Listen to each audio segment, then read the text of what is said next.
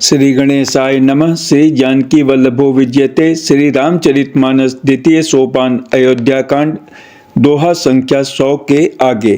कृपा के समुद्र श्री रामचंद्र जी केवट से मुस्कुराकर बोले, भाई तू वही कर जिससे तेरी नाव न जाए।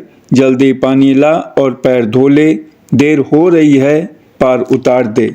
एक बार जिनका नाम स्मरण करते ही मनुष्य अपार भव सागर के पार उतर जाते हैं और जिन्होंने वामनावतार में जगत को 3 पग से भी छोटा कर दिया था, 2 ही पग में त्रिलोकी को नाप लिया था, वही कृपालु श्री रामचंद्र जी गंगा जी से पार उतारने के लिए केवट का निहोरा कर रहे हैं।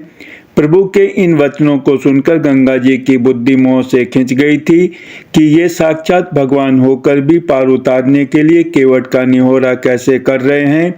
परंतु समीप आने पर अपनी उत्पत्ति के स्थान पदनखों को देखते ही उन्हें पहचान कर देव नदी गंगा जी हर्षित हो गईं। वे समझ गईं कि भगवान नरलीला कर रहे हैं। इससे उनका मोह नष्ट हो गया और इन चरणों का स्पर्श प्राप्त करके मैं धन्य होऊंगी, यह विचार कर वे हर्षित हो गईं। केवट श्री रामचंद्र जी की आज्ञा पाकर कटोते में भरकर जल ले आया। अत्यंत आनंद और प्रेम में उमंग कर वह भगवान के चरण कमल धोने लगा।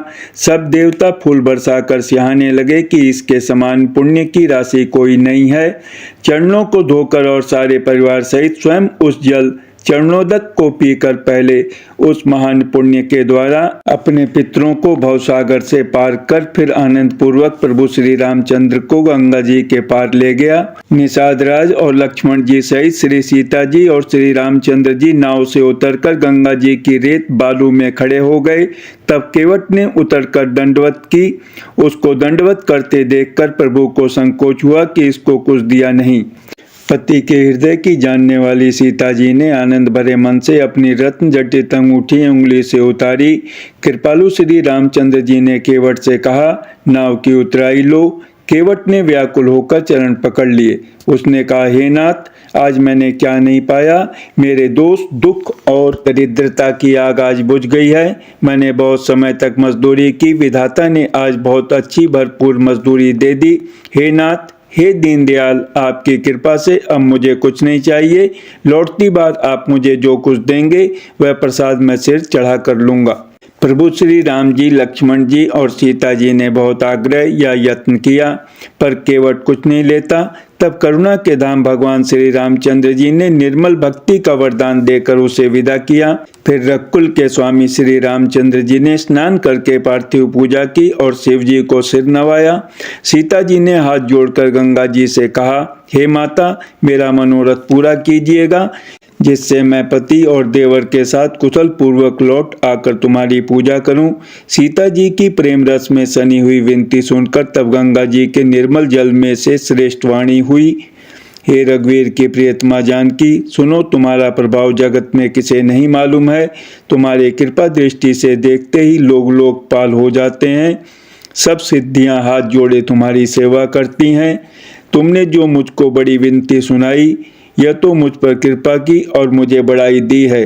तो भी हे देवी, मैं अपनी वाणी सफल होने के लिए तुम्हें आशीर्वाद दूंगी। तुम अपने प्राणनाथ और देवर सहित कुशल पूर्वक अयोध्या लौटोगी। तुम्हारी सारी मनोकामनाएं पूरी होंगी और तुम्हारा सुंदर यश जगत भर में छा जाएगा। मंगल के मूल गंगा जी के वचन सुनकर और देव नदी को अनुकूल देखकर सीता जी आनंदित हुई। तब प्रभु श्री रामचंद्र जी ने निषाद राजगु से कहा कि भैया, अब तुम घर जाओ। यह सुनते ही उसका मुंह सूख गया और हृदय में दाह उत्पन्न हो गया। गो हाथ जोड़कर दीन वचन बोला, हे रघुकुल शिरोमणि, मेरी विनती सुनिए। मैं नाथ आपके साथ रहकर रास्ता दिखाकर कुछ दिन चरणों की सेवा करके हे रघुराज, जिस वन में आप जाकर रहेंगे वहां मैं सुंदर पर्णकुटी पत्तों की कुटिया बना दूंगा। तब मुझे आप जैसी आज्ञा देंगे। मुझे रघुवीर आपकी दुहाई है, मैं वैसा ही करूंगा। उसके स्वाभाविक प्रेम को देखकर श्री रामचंद्र जी ने उसको साथ ले लिया। इससे गो के हृदय में बड़ा आनंद हुआ। फिर गो निषाद राज ने अपनी जाति के लोगों को बुला लिया और उनका संतोष करा के तब उनको विदा किया। तब प्रभु श्री रघुनाथ जी गणेश जी और शिव जी का स्मरण करके तथा गंगा जी को मस्तक नवाकर सखा निषाद राज, छोटे भाई लक्ष्मण जी और सीता जी सहित वन को चले। उस दिन पेड़ के नीचे निवास हुआ। लक्ष्मण जी और सखा गोह ने विश्राम की सब सुव्यवस्था कर दी। प्रभु श्री रामचंद्र जी ने सवेरे प्रातः काल की सब क्रियाएं करके जाकर तीर्थों के राजा प्रयाग के दर्शन किए। उस राजा का सत्य मंत्री है, श्रद्धा प्यारी स्त्री है और श्री वेणी माधव जी श्री के हितकारी मित्र हैं। चार पदार्थों धर्म अर्थ काम और मोक्ष से भंडार भरा है और वह पुण्यमय प्रांत ही उस राजा का सुंदर देश है। प्रयाग क्षेत्र ही दुर्गम मजबूत और सुंदर गढ़ किला है, जिसको स्वप्न में भी पाप रूपी शत्रु नहीं पा सके हैं। संपूर्ण तीर्थ ही उसके श्रेष्ठ वीर सैनिक हैं, जो पाप की सेना को कुचल डालने वाले और बड़े रणधीर हैं। गंगा यमुना और सरस्वती का संगम ही उसका अत्यंत सुशोभित सिंहासन है। अक्षय वट छत्र है, जो मुनियों के भी मन को मोहित कर लेता है। यमुना जी और गंगा जी की तरंगे उसके श्याम और श्वेत चंवर हैं, जिनको देखकर ही दुख और दरिद्रता नष्ट हो जाती है। पुण्यात्मा पवित्र साधु उसकी सेवा करते हैं और सब मनोरथ पाते हैं। वेद और पुराणों के समूह भाट हैं, जो उसके निर्मल गुण गणों का बखान करते हैं। पापों के समूह रूपी हाथी के मारने के लिए सिंह रूप प्रयागराज का प्रभाव महत्व महात्म्य कौन कह सकता है। ऐसे सुहावने तीर्थराज का दर्शन कर सुख के समुद्र रघुकुल श्रेष्ठ श्री राम जी ने भी सुख पाया। उन्होंने अपने श्रीमुख से सीता जी, लक्ष्मण जी और सखा गो को तीर्थराज की महिमा कहकर सुनाई। तदंतर प्रणाम करके वन और बगीचों को देखते हुए और बड़े प्रेम से महात्म्य कहते हुए इस प्रकार श्री राम ने आकर त्रिवेणी का दर्शन किया, जो स्मरण करने से ही सब सुंदर मंगलों को देने वाली है। फिर आनंद पूर्वक त्रिवेणी में स्नान करके शिव जी की सेवा पूजा की और विधि पूर्वक तीर्थ देवताओं का पूजन किया। स्नान पूजन आदि सब करके तब प्रभु श्री राम जी भारद्वाज जी के पास आए। उन्हें दंडवत करते हुए ही मुनि ने हृदय से लगा लिया। मुनि के मन का आनंद कुछ कहा नहीं जाता, मानो उन्हें ब्रह्मानंद की राशि मिल गई हो। मुनीश्वर भारद्वाज जी ने आशीर्वाद दिया। उनके हृदय में ऐसा जानकर अत्यंत आनंद हुआ कि आज विधाता ने श्री सीता जी और लक्ष्मण जी सहित प्रभु श्री रामचंद्र जी के दर्शन कराकर मानो हमारे संपूर्ण पुण्यों के फल को लाकर आंखों के सामने कर दिया। कुशल पूछकर मुनिराज ने उनको आसन दिए और प्रेम सहित पूजन करके उन्हें संतुष्ट कर दिया। फिर मानो अमृत के ही बने हों ऐसे अच्छे अच्छे कंद मूल फल और अंकुर ला कर दिए। सीता जी, लक्ष्मण जी और सेवक गो सहित श्री रामचंद्र जी ने उन सुंदर मूल फलों को बड़ी रुचि के साथ खाया। थकावट दूर होने से श्री रामचंद्र जी सुखी हो गए। तब भारद्वाज जी ने उनसे कोमल वचन कहे, हे राम, आपका दर्शन करते ही आज मेरा तप, तीर्थ सेवन और त्याग सफल हो गया। आज मेरा जप, योग और वैराग्य सफल हो गया और आज मेरे संपूर्ण शुभ साधनों का समुदाय भी सफल हो गया। लाभ की सीमा और सुख की सीमा प्रभु के दर्शन को छोड़कर दूसरी कुछ भी नहीं है। आपके दर्शन से मेरी सब आशाएं पूर्ण हो गईं। अब कृपा करके यह वरदान दीजिए कि आपके चरण कमलों में मेरा स्वाभाविक प्रेम हो। जब तक कर्म, वचन और मन से छल छोड़कर मनुष्य आपका दास नहीं हो जाता, तब तक करोड़ों उपाय करने से भी स्वप्न में भी वह सुख नहीं पाता। मुनि के वचन सुनकर उनकी भाव भक्ति के कारण आनंद से तृप्त हुए भगवान श्री रामचंद्र जी लीला की दृष्टि से सकुचा गए। तब अपने ऐश्वर्य को छिपाते हुए श्री रामचंद्र जी ने भारद्वाज मुनि का सुंदर सुयश करोड़ों अनेकों प्रकार से कहकर सबको सुनाया। उन्होंने कहा, हे मुनीश्वर, जिसको आप आदर दें वही बड़ा है और वही सब गुण समूहों का घर है। इस प्रकार श्री राम जी और मुनि भारद्वाज जी दोनों परस्पर विनम्र हो रहे हैं और अनिवर्चनीय सुख का अनुभव कर रहे हैं। यह श्री राम, लक्ष्मण और सीता जी के आने की खबर पाकर प्रयाग निवासी ब्रह्मचारी, तपस्वी, मुनि, सिद्ध और उदासी सब श्री दशरथ जी के सुंदर पुत्रों को देखने के लिए भारद्वाज जी के आश्रम पर आए। श्री रामचंद्र जी ने सब किसी को प्रणाम किया। नेत्रों का लाभ पाकर सब आनंदित हो गए और परम सुख पाकर आशीर्वाद देने लगे। श्री राम जी के सौंदर्य की सराहना करते हुए वे लौटे। श्री राम जी ने रात को वहीं विश्राम किया और प्रातःकाल प्रयागराज का स्नान करके और प्रसन्नता के साथ मुनि को सिर नवाकर श्री सीता जी, लक्ष्मण जी और सेवक गो के साथ वे चले। चलते समय बड़े प्रेम से श्री राम जी ने मुनि से कहा, हे नाथ, बताइए हम किस मार्ग से जाएं। मुनि मन में हंसकर श्री राम जी से कहते हैं कि आपके लिए सभी मार्ग सुगम है। फिर उनके साथ के लिए मुनि ने शिष्यों को बुलाया। साथ जाने की बात सुनते ही चित्त में हर्षित हो कोई 50 शिष्य आ गए। सभी का श्री राम जी पर अपार प्रेम है। सभी कहते हैं कि मार्ग हमारा देखा हुआ है। तब मुनि ने चुनकर 4 ब्रह्मचारियों को साथ कर दिया, जिन्होंने बहुत जन्मों तक सब सुकृत्य पुण्य किए थे। श्री रघुनाथ जी प्रणाम कर और ऋषि की आज्ञा पाकर हृदय में बड़े ही आनंदित होकर चले। जब वे किसी गांव के पास होकर निकलते हैं, तब स्त्री पुरुष दौड़कर उनके रूप को देखने लगते हैं। जन्म का फल पाकर वे सदा के अनाथ सनाथ हो जाते हैं और मन को नाथ के साथ भेजकर शरीर से साथ न रहने के कारण दुखी होकर लौट आते हैं। तदंतर श्री राम जी ने विनती करके चारों ब्रह्मचारियों को विदा किया। वे मनचाही वस्तु अनन्य भक्ति पाकर लौटे। यमुना जी के पार उतरकर सबने यमुना जी के जल में स्नान किया, जो श्री रामचंद्र जी के शरीर के समान ही श्याम रंग का था। यमुना जी के किनारे पर रहने वाले स्त्री पुरुष यह सुनकर कि निषाद के साथ 2 परम सुंदर सुकुमार नवयुवक और एक परम सुंदरी स्त्री आ रही है, सब अपना अपना काम भूलकर दौड़े और लक्ष्मण जी, श्री राम जी और सीता जी का सौंदर्य देखकर अपने भाग्य की बड़ाई करने लगे। उनके मन में परिचय जानने की बहुत सी लालसाएं भरी हैं, पर वे नाम गांव पूछते सकुचाते हैं। उन लोगों में जो वयोवृद्ध और चतुर थे, उन्होंने युक्ति से श्री रामचंद्र जी को पहचान लिया। उन्होंने सब कथा सब लोगों को सुनाई कि पिता की आज्ञा पाकर ये वन को चले हैं। यह सुनकर सब लोग दुखित हो पछता रहे हैं कि रानी और राजा ने अच्छा नहीं किया। उसी अवसर पर वहां एक तपस्वी आया, जो तेज का पुंज, छोटी अवस्था का और सुंदर था। उसकी गति कवि नहीं जानते, अथवा वह कवि था जो अपना परिचय नहीं देना चाहता। वह वैरागी के वेश में था और मन, वचन तथा कर्म से श्री रामचंद्र जी का प्रेमी था। इस तेज पुंज तापस के प्रसंग को कुछ टीकाकार क्षेपक मानते हैं और कुछ लोगों के देखने में यह अप्रासंगिक और ऊपर से जोड़ा हुआ सा जान भी पड़ता है, परंतु यह सभी प्राचीन प्रतियों में है। गोसाई जी अलौकिक अनुभवी पुरुष थे। पता नहीं यहाँ इस प्रसंग के रखने में क्या रहस्य है, परंतु यह क्षेपक तो नहीं है। इस तापस को जब कभी अलखित गति कहते हैं, तब निश्चय पूर्वक कौन क्या कह सकता है। हमारी समझ से ये तापस या तो श्री हनुमान जी थे अथवा ध्यानस्थ तुलसीदास जी। अपने इष्ट देव को पहचान कर उसके नेत्रों में जल भर आया और शरीर पुलकित हो गया। वह दंड की भांति पृथ्वी पर गिर पड़ा। उसकी प्रेम विहल दशा का वर्णन नहीं किया जा सकता। श्री राम जी ने प्रेम पूर्वक पुलकित होकर उसको हृदय से लगा लिया।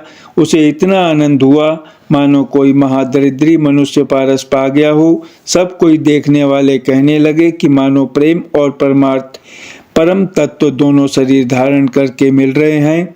फिर वह लक्ष्मण जी के चरणों लगा। उन्होंने प्रेम से उमंग कर उसको उठा लिया। फिर उसने सीता जी की चरण धूलि को अपने सिर पर धारण किया। माता सीता जी ने भी उसको अपना छोटा बच्चा जानकर आशीर्वाद दिया। फिर निषाद राज ने उसको दंडवत की। श्री रामचंद्र जी का प्रेमी जानकर वह उस निषाद से आनंदित होकर मिला। वह तपस्वी अपने नेत्र रूपी दोनों से श्री राम जी की सौंदर्य सुधा का पान करने लगा और ऐसा आनंदित हुआ जैसे कोई भूखा आदमी सुंदर भोजन पाकर आनंदित होता है।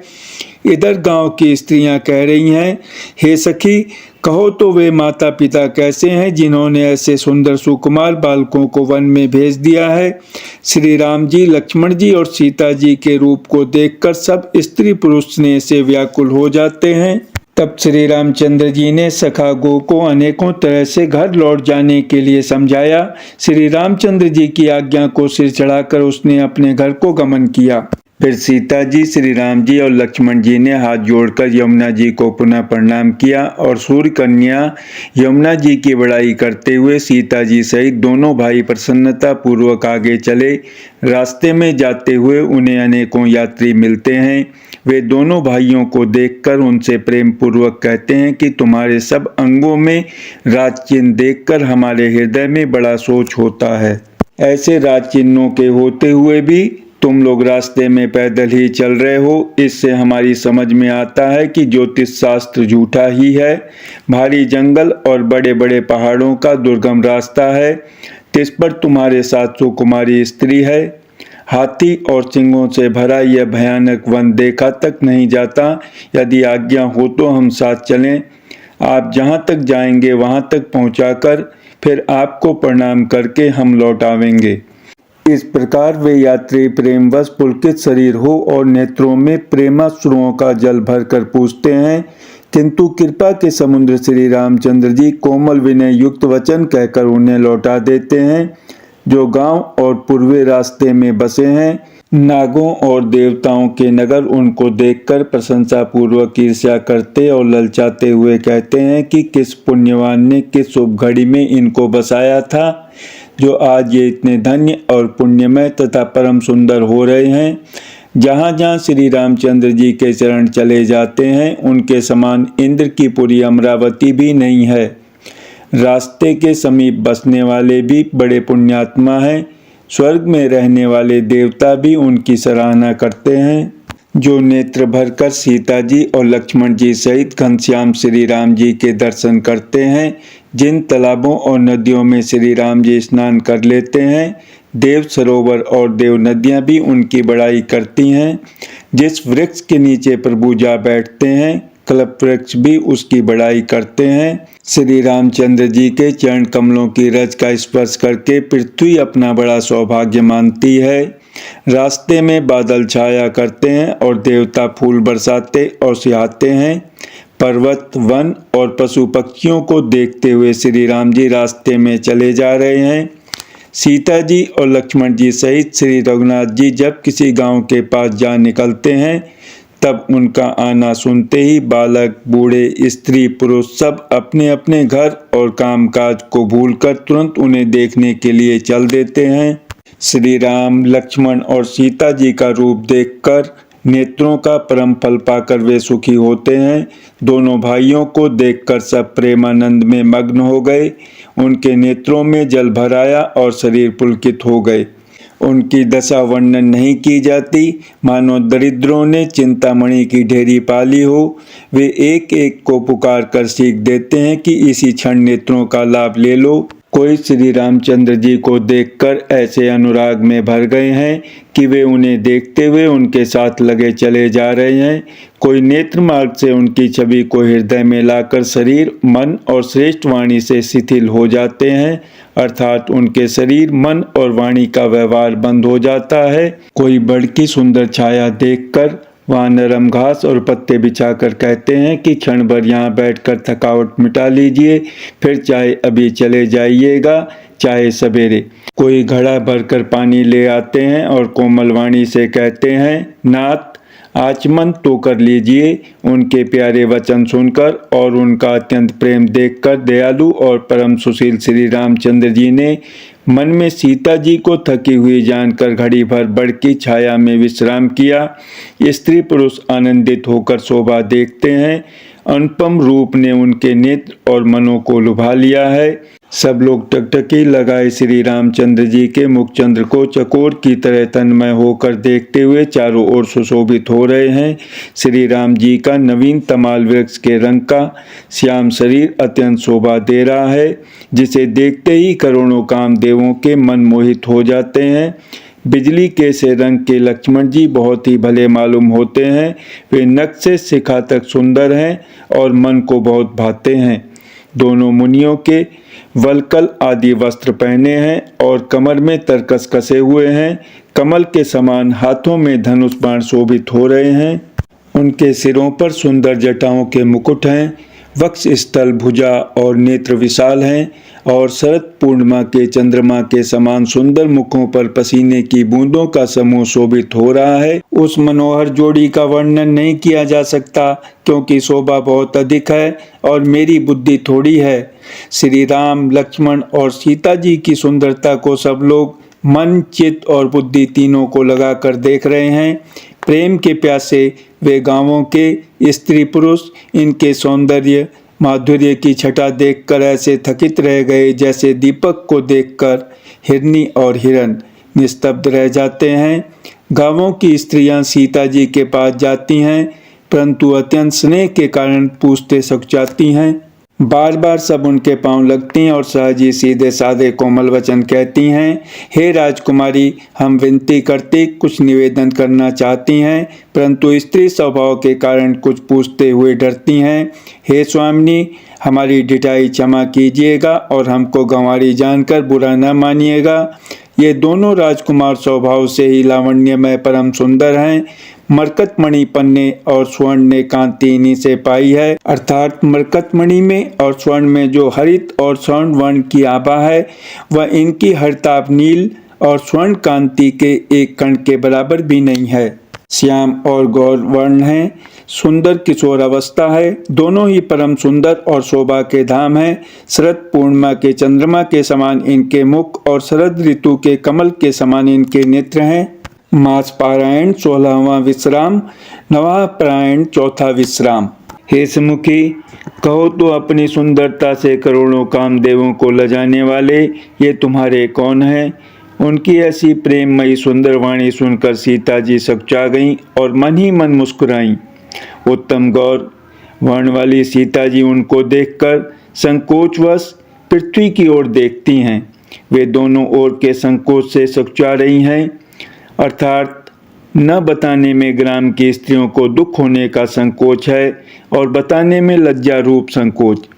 हिरन के बच्चे के सदृश नेत्र वाली और कोकिल की सी वाणी वाली सीता जी सकचा कर प्रेम सहित मधुर वचन बोली। ये जो सहज स्वभाव सुंदर और गोरे शरीर के हैं, उनका नाम लक्ष्मण है। ये मेरे छोटे देवर हैं।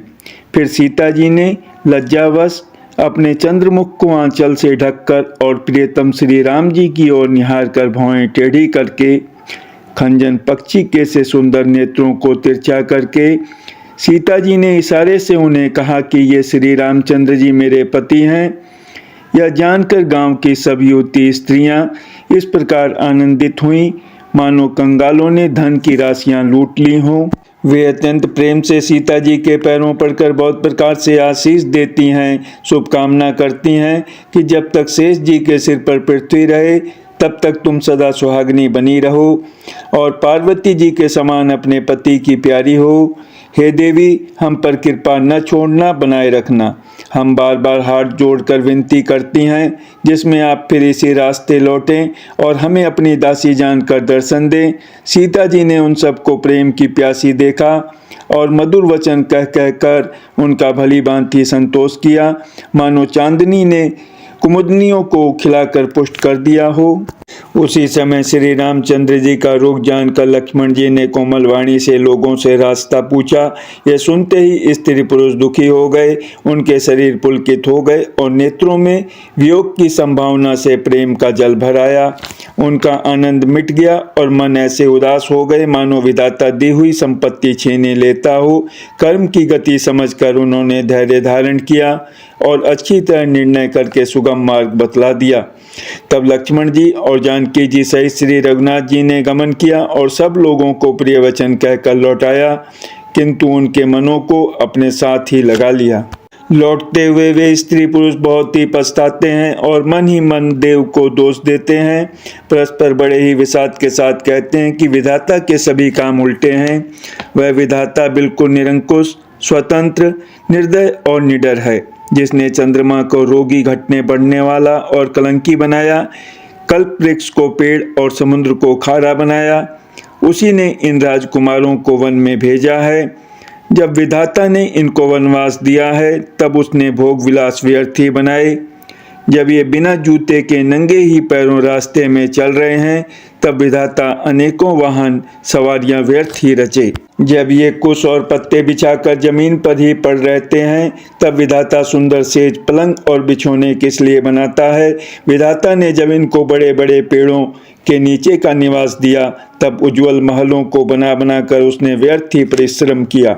जो ये सुंदर और अत्यंत सुकुमार होकर मुनियों केवल कल वस्त्र पहनते और जटा धारण करते हैं, तो फिर करतार विधाता ने भांति भांति के गहने और कपड़े वृथा ही बनाए।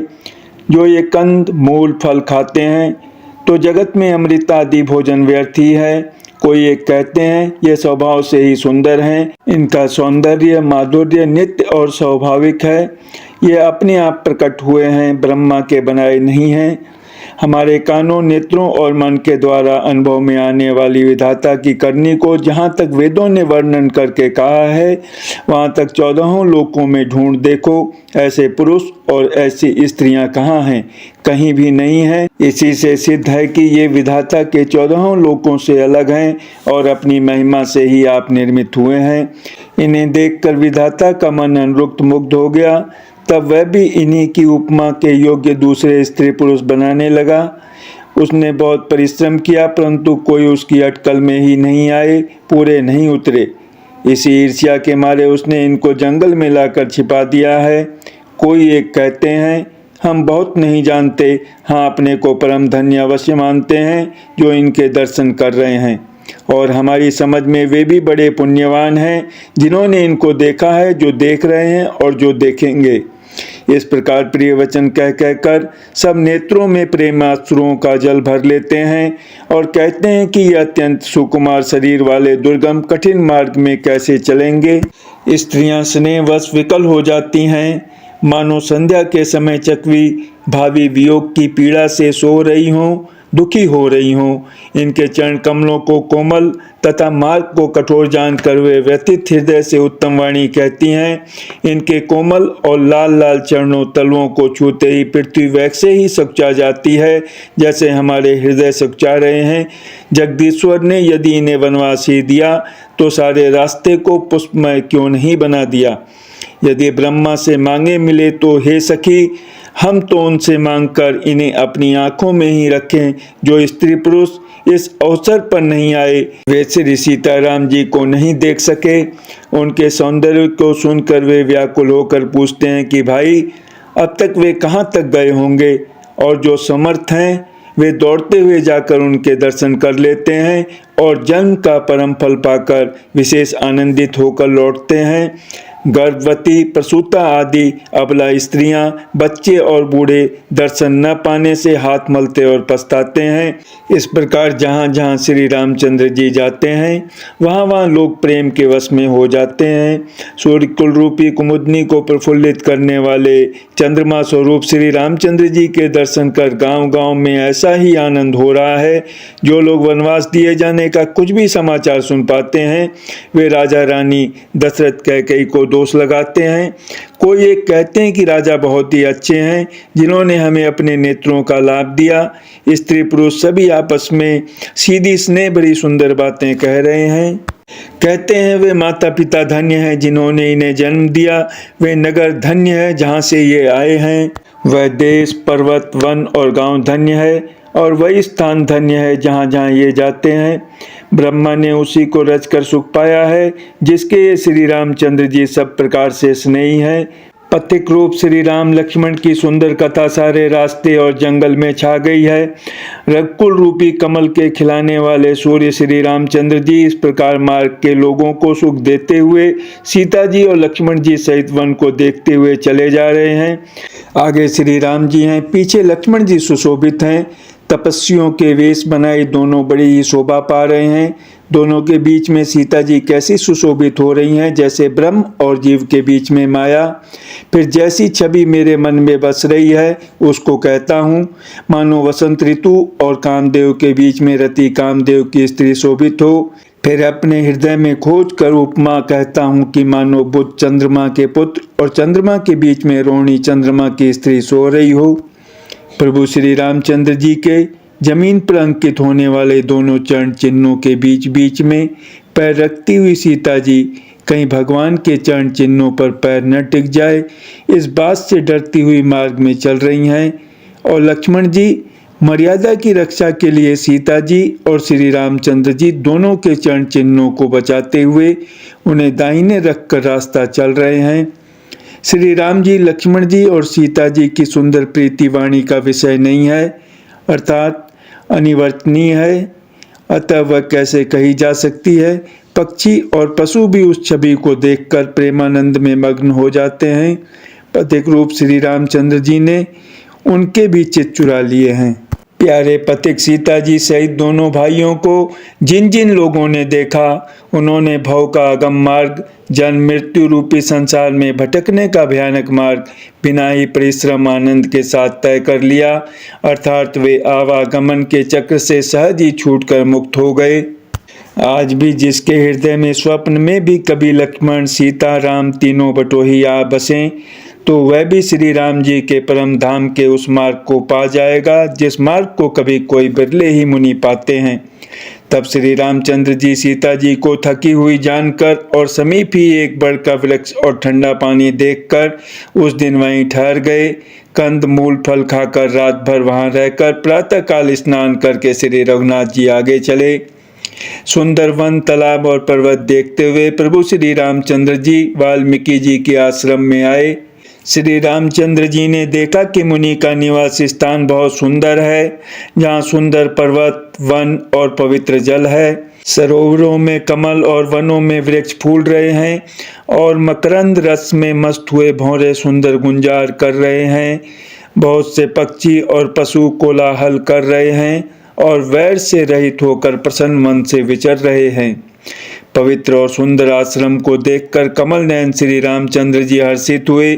रघुश्रेष्ठ श्री राम जी का आगमन सुनकर मुनि वाल्मीकि जी उन्हें लेने के लिए आगे आए। श्री रामचंद्र जी ने मुनि को दंडवत किया। विप्र श्रेष्ठ मुनि ने उन्हें आशीर्वाद दिया। श्री रामचंद्र जी की छवि देखकर मुनि के नेत्र शीतल हो गए। सम्मान पूर्वक मुनि उन्हें आश्रम में ले आए। श्रेष्ठ मुनि वाल्मीकि जी ने प्राण प्रिय अतिथियों को पाकर उनके लिए मधुर कंद, मूल और फल मंगवाए। श्री सीता जी, लक्ष्मण जी और रामचंद्र जी ने फलों को खाया। तब मुनि ने उनको विश्राम करने के लिए सुंदर स्थान बतला दिए। मुनि श्री राम जी के पास बैठे हैं और उनकी मंगल मूर्ति को नेत्रों से देखकर वाल्मीकि जी के मन में बड़ा भारी आनंद हो रहा है। तब श्री रघुनाथ जी कमल सदृश हाथों को जोड़कर कानों को सुख देने वाले मधुर वचन बोले। हे मुनिनाथ, आप त्रिकालदर्शी हैं। संपूर्ण विश्व आपके लिए हथेली पर रखे हुए बेर के समान है।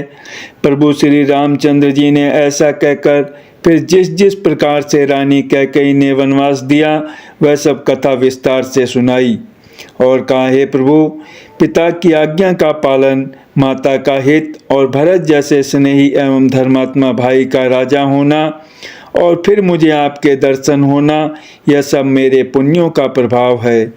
हे मुनिराज, आपके चरणों का दर्शन करने से आज हमारे सब पुण्य सफल हो गए।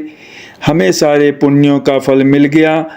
अब जहाँ आपकी आज्ञा हो और जहाँ कोई भी मुनि उद्वेग को प्राप्त न हो, क्योंकि जिनसे मुनि और तपस्वी दुख पाते हैं वे राजा बिना अग्नि के ही अपने दुष्ट कर्मों से ही जलकर भस्म हो जाते हैं।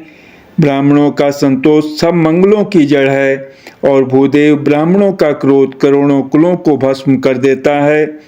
ऐसा हृदय में समझकर वह स्थान बतलाइए जहाँ मैं लक्ष्मण और सीता सहित जाऊं और वहाँ सुंदर पत्तों और घास की कुटी बनाकर हे दयालु कुछ समय निवास करूं।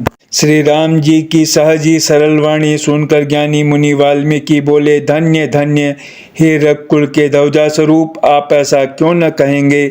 आप सदैव वेद की मर्यादा का पालन रक्षण करते हैं। हे राम, आप वेद की मर्यादा के रक्षक जगदीश्वर हैं और जानकी जी आपके स्वरूप भूता माया हैं, जो कृपा के भंडार आपके रुख पाकर जगत का सृजन, पालन और संहार करती हैं। जो 1000 मस्तक वाले सर्पों के स्वामी और पृथ्वी को अपने सिर पर धारण करने वाले हैं, वही चराचर के स्वामी शेष जी लक्ष्मण हैं। देवताओं के कार्य के लिए आप राजा का शरीर धारण करके दुष्ट राक्षसों की सेना का नाश करने के लिए चले हैं। हे राम, आपका स्वरूप वाणी के अगोचर, बुद्धि से परे, अव्यक्त, अकथनीय और अपार है। वेद निरंतर उसका नेति नेति कहकर वर्णन करते हैं। हे राम, जगत दृश्य है, आप उसको देखने वाले हैं। आप ब्रह्मा, विष्णु और शंकर को भी नचाने वाले हैं। जब वे भी आपके मर्म को नहीं जानते, तब और कौन आपको जानने वाला है। वही आपको जानता है जिसे आप जना देते हैं, और जानते ही वह आपका ही स्वरूप बन जाता है। हे रघुनंदन, हे भक्तों के हृदय के शीतल करने वाले चंदन, आपकी ही कृपा से भक्त आपको जान पाते हैं। आपकी देह चिदानंदमय है। यह प्रकृति जन्य पंच महाभूतों की बनी हुई कर्म बंधन युक्त त्रिदेव विशिष्ट माइक नहीं है, और उत्पत्ति, नाश, वृद्धि, क्षय आदि सब विकारों से रहित है। इस रहस्य को अधिकारी पुरुष ही जानते हैं। आपने देवता और संतों के कार्य के लिए दिव्य नर शरीर धारण किया है, और प्रकृति के तत्वों से निर्मित होने वाले साधारण राजाओं की तरह से कहते और करते हैं। हे राम, आपके चरित्रों को देख और सुनकर मूर्ख लोग तो मोह को प्राप्त होते हैं, और ज्ञानी जन सुखी होते हैं। आप जो कुछ कहते करते हैं वह सब सत्य उचित ही है, क्योंकि जैसा स्वांग भरे वैसा ही नाचना भी तो चाहिए। इस समय आप मनुष्य रूप में हैं, अतः मनुष्योचित व्यवहार करना ठीक ही है। आपने मुझसे पूछा कि मैं कहाँ रहूं, परंतु मैं ये पूछते सक चाहता हूँ कि जहाँ आप न हो वह स्थान बता दीजिए, तब मैं आपके रहने के लिए स्थान दिखाऊं। मुनि के प्रेम रस से सने हुए वचन सुनकर श्री रामचंद्र जी रहस्य खुल जाने के डर से सकचाकर मन में मुस्कुराए।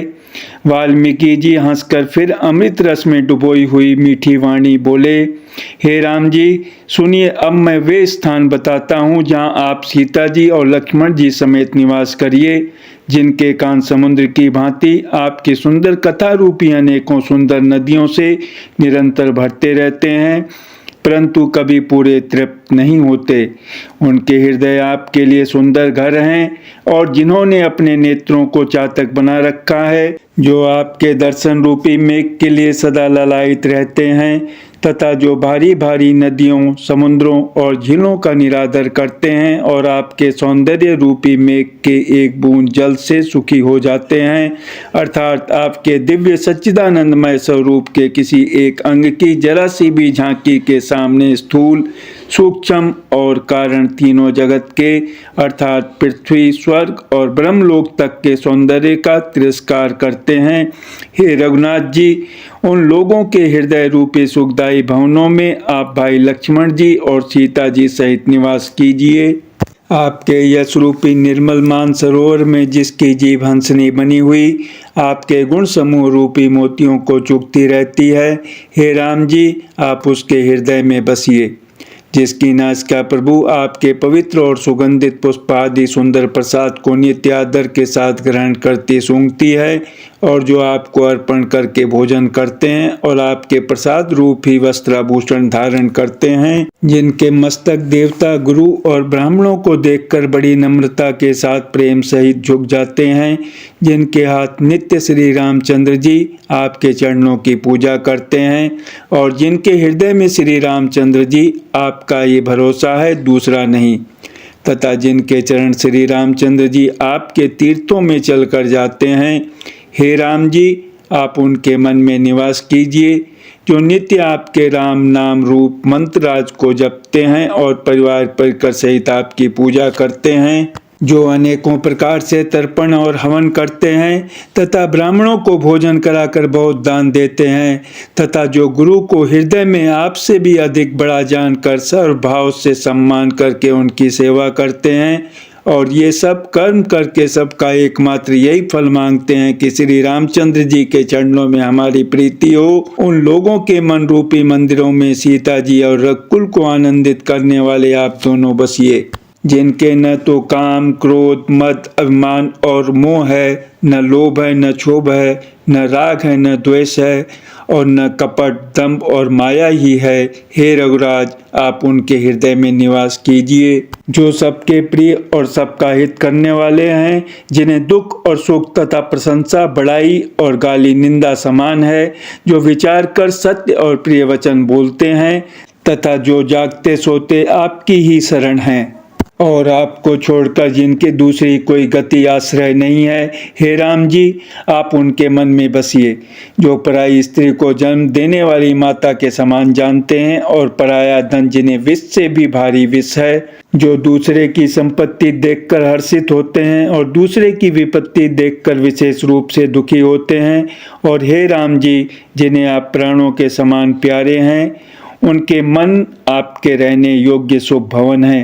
हे तात, जिनके स्वामी, सखा, पिता, माता और गुरु सब कुछ आप ही हैं, उनके मन रूपी मंदिर में सीता सहित आप दोनों भाई निवास कीजिए, जो अवगुणों को छोड़कर सबके गुणों को ग्रहण करते हैं, ब्राह्मण और गौ के लिए संकट सहते हैं, नीति निपुणता में जिनकी जगत में मर्यादा है, उनका सुंदर मन आपका घर है, जो गुणों को आपका और दोषों को अपना समझता है, जिसे सब प्रकार से आपका ही भरोसा है और राम भक्त जिसे प्यारे लगते हैं, उसके हृदय में आप सीता सहित निवास कीजिए।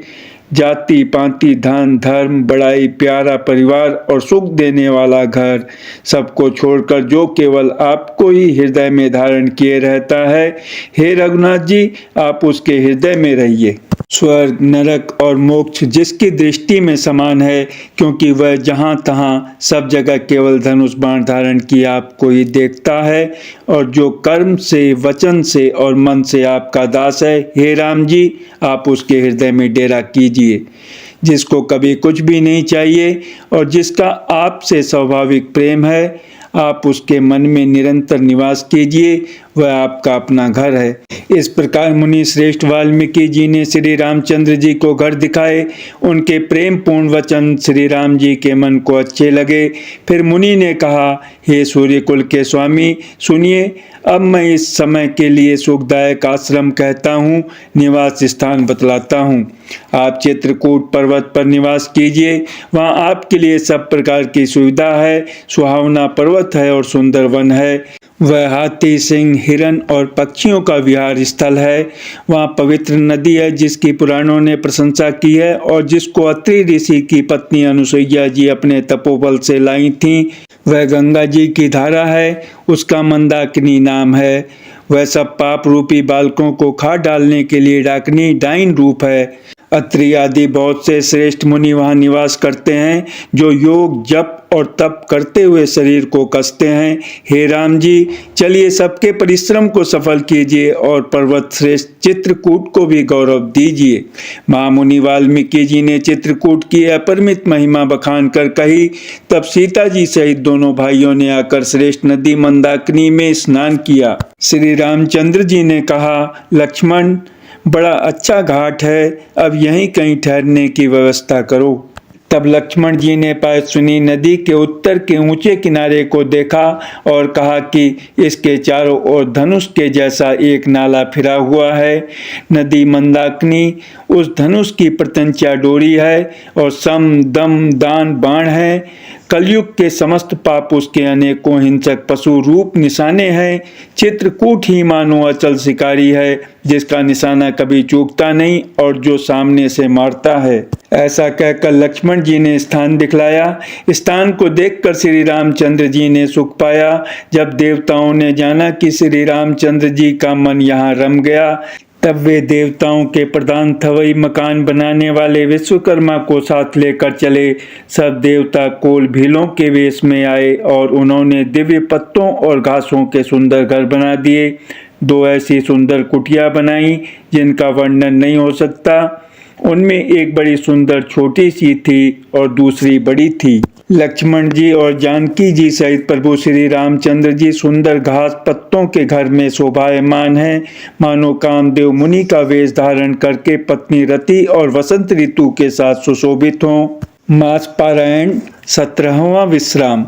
उस समय देवता नाग, किन्नर और दिक्पाल चित्रकूट में आए और श्री रामचंद्र जी ने सब किसी को प्रणाम किया। देवता नेत्रों का लाभ पाकर आनंदित हुए। फूलों की वर्षा करके देव समाज ने कहा, हे नाथ, आज आपका दर्शन पाकर हम सनात हो गए। फिर विनती करके उन्होंने अपने दुसद दुख सुनाए और दुखों के नाश का आश्वासन पाकर हर्षित होकर अपने अपने स्थानों को चले गए। श्री रघुनाथ जी चित्रकूट में आ बसे हैं। यह समाचार सुन सुनकर बहुत से मुनि आए। रघुकुल के चंद्रमा श्री रामचंद्र जी ने मुदित हुई मुनि मंडली को आते देखकर दंडवत प्रणाम किया। मुनिगण श्री राम जी को हृदय से लगा लेते हैं और सफल होने के लिए आशीर्वाद देते हैं। वे सीता जी, लक्ष्मण जी और श्री रामचंद्र जी की छवि देखते हैं और अपने सारे साधनों को सफल हुआ समझते हैं। प्रभु श्री रामचंद्र जी ने यथा योग्य सम्मान करके मुनि मंडली को विदा किया। श्री रामचंद्र जी के आ जाने से वे सब अपने अपने आश्रमों में अब स्वतंत्रता के साथ योग, जप, यज्ञ और तप करने लगे। यह श्री राम जी के आगमन का समाचार जब कोल भीलों ने पाया तो वे ऐसे हर्षित हुए मानो नवों निधियां उनके घर ही पर आ गई हों। वे दोनों में कंद मूल फल भर भर कर चले मानो दरिद्र सोना लूटने चले हों। उनमें से जो दोनों भाइयों को पहले देख चुके थे उनसे दूसरे लोग रास्ते में जाते हुए पूछते हैं। इस प्रकार श्री रामचंद्र जी की सुंदरता कहते सुनते सबने आकर श्री रघुनाथ जी के दर्शन किए। भेंट आगे रखकर वे लोग जोहार करते हैं और अत्यंत अनुराग के साथ प्रभु को देखते हैं। वे मुग्ध हुए जहाँ के तहाँ मानो चित्रलिखे से खड़े हैं। उनके शरीर पुलकित हैं और नेत्रों में प्रेमाश्रुओं की जल की बाढ़ आ रही है। श्री राम जी ने उन सबको प्रेम में मग्न जाना और प्रिय वचन कहकर सबका सम्मान किया। वे बार बार प्रभु श्री रामचंद्र जी को जोहार करते हुए हाथ जोड़कर विनीत वचन कहते हैं। हे नाथ प्रभु, आपके चरणों का दर्शन पाकर अब हम सब सनात हो गए। हे कौशलराज, हमारे ही भाग्य से आपका यहाँ शुभागमन हुआ है। जय श्री राम।